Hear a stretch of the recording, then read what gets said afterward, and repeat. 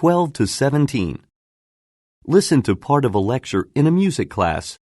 Okay, let's turn now to opera. As most of you probably know, this musical tradition developed in the 16th century. It includes theatrical elements such as acting, costumes, and stage scenery. I want to look at the career of one Italian composer in particular, Gioacchino Antonio Rossini. He managed to achieve a high level of professional success at a young age. Born in 1792, Rossini's career in music seemed almost inevitable because his father was a musician and his mother was a singer. In fact, Rossini started training quite young. By the age of 6, he was performing with his father's musical group. Recognizing his talent, Rossini's parents sent him to Angelo Tassei, a prominent music teacher. Rossini thrived under Tassei's instruction. When he was just 12, Rossini composed his first pieces of music, 6 sonatas over a period of 3 days. This would be an impressive feat for an experienced composer, never mind an adolescent boy. Now, this brought Rossini a lot of attention. He was soon asked to compose the music for an opera called Demetrio e Polibio. But Rossini faced a difficult task because the text for Demetrio e Polibio was given to him in sections. Excuse me, but what do you mean by, sections? Well, he was provided with a few pages of text at a time. Usually the lyrics and stage directions for an opera are written before the music, but that wasn't the case here. The text was still being written when Rossini started. This meant that he had to compose much of the music without knowing how the story would end. Yet despite this challenge, the resulting opera was well received by critics. After composing his first opera, Rossini studied under a teacher named Cavedogni for several years.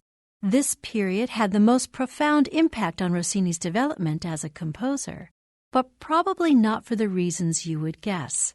Cavedogni was, rigid. He felt that there were many rules that a composer must learn, and he tried to force Rossini to follow them.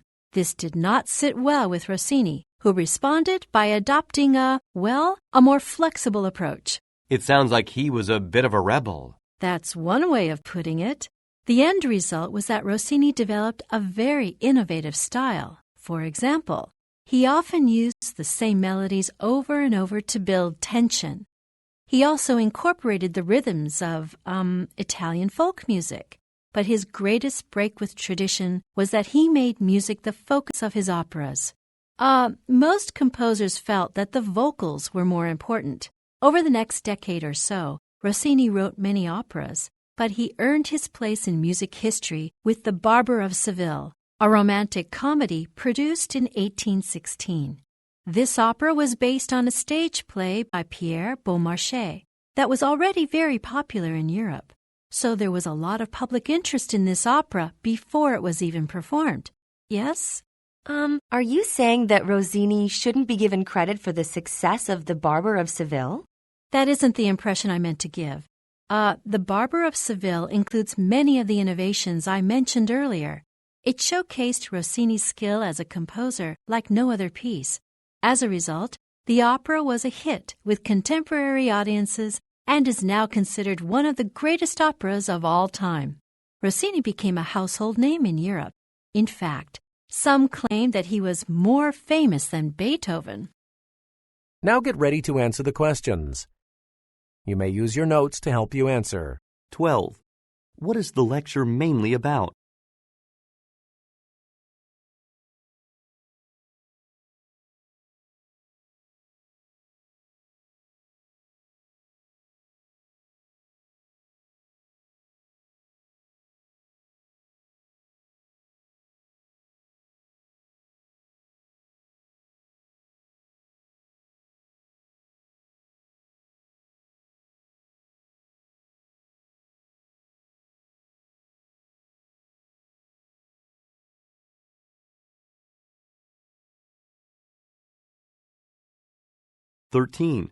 According to the professor, what was Rossini's first significant accomplishment as a composer?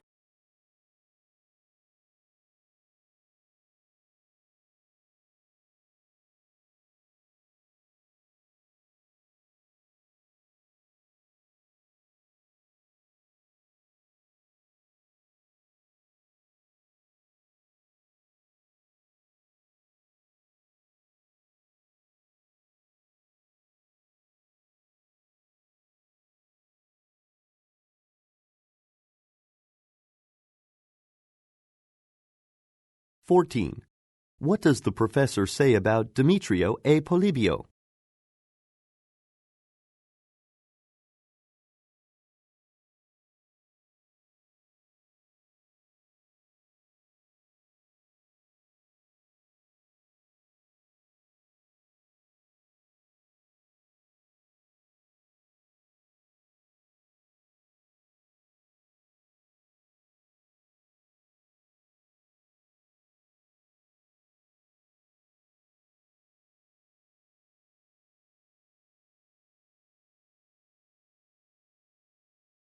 "15.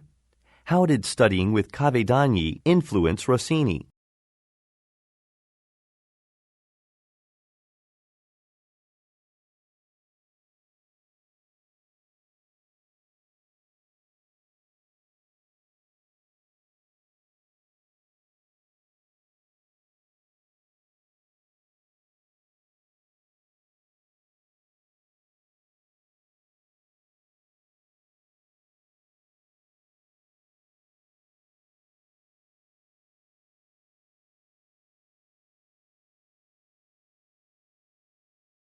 "16. According to the professor, what are the key aspects of Rossini's style?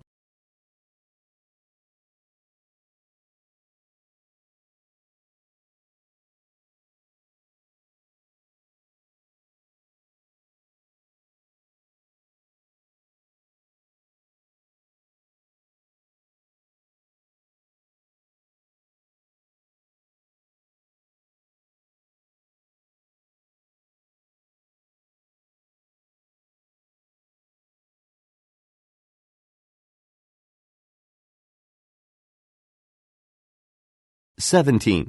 Why was there early public interest in The Barber of Seville?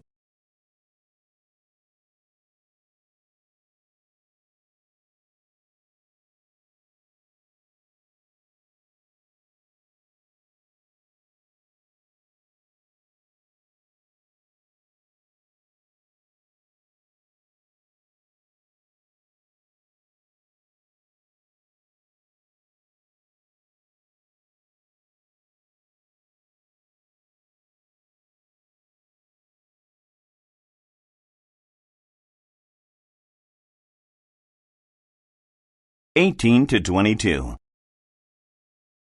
Listen to a conversation between a student and a professor. Good morning, Professor Blum. Do you have a few minutes? Sam Porter, right? You were in my classical composition class last semester. That's right. I'm surprised you remember me. It was a large class. Oh, I make it a point to memorize all of my students' names, especially those who are music majors. I have a meeting soon, but I can spare a few minutes to chat. What can I do for you? Well, my friend John is in your class on Italian opera this semester. He is really enjoying it. That's good to hear. I actually just started teaching that class last semester, so positive feedback from students is always appreciated. The thing is, he mentioned that the class would be attending an opera at the Harborview Arts Center on April 11th. Yes, we will be watching La Traviata, which, as I am sure you know, is one of Verdi's most famous works. We've been talking about 19th century operas, and it will be a great opportunity for the class to hear one live, so I'm looking forward to it. Actually, it is one of my favorite operas. I have wanted to see it performed for a long time now. This brings me to the reason I wanted to speak with you. I was wondering if you had any extra tickets. It would really mean a lot to me if I could attend the opera with your class. I'd really like to help you out. It's pretty rare to find a student with such a passion for opera. However, it's just not possible. First, I don't have any extra tickets. I was only given a restricted number, and the university has certain policies about who can participate in field trips. Really? What do you mean? Well, only enrolled students are allowed to take part. It's a liability issue. They'll grant exceptions on a case-by-case basis, though. So, if a student from outside the class wanted to participate, he or she would have had to request special permission to attend. I'm afraid the deadline for that has passed. The department sent out a notice to all students about it. Oh, I must have missed it. But I'd really like to see this opera. Have you considered buying your own ticket? You could even try to get a seat in the same area as the other students. Well, this is kind of embarrassing, but I can't afford one. Even the cheapest seats are over $150. I don't have a part-time job right now, so my money is really limited. What about volunteering at the art center? I know they make use of student volunteers. Volunteers help out writing concert brochures and monthly music newsletters, or assist with seating audience members before concerts. And you are majoring in music, so they would be glad to have you. Volunteers get free passes to the performances. I'm not sure. I have a busy course load this semester. It would only be for a few hours a week. Not a bad deal, in my opinion. You're right. I'll stop by there this Saturday to get some more information. Thanks. I'm glad I could help. Now get ready to answer the questions. You may use your notes to help you answer. 18. Why does the student visit the professor?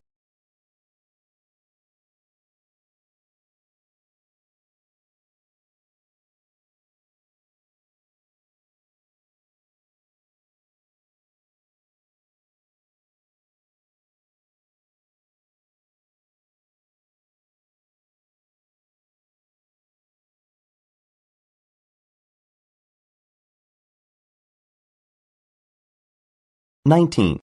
According to the professor, why is it impossible for the student to participate in the field trip?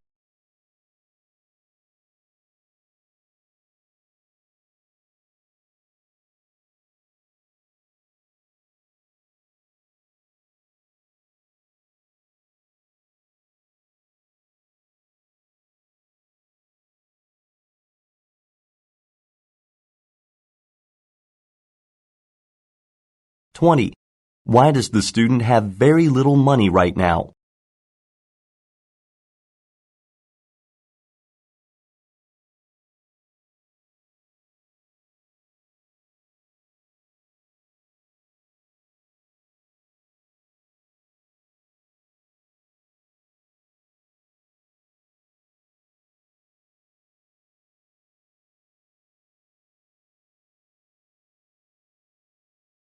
21. According to the professor, what kinds of tasks do volunteers do at the Arts Center?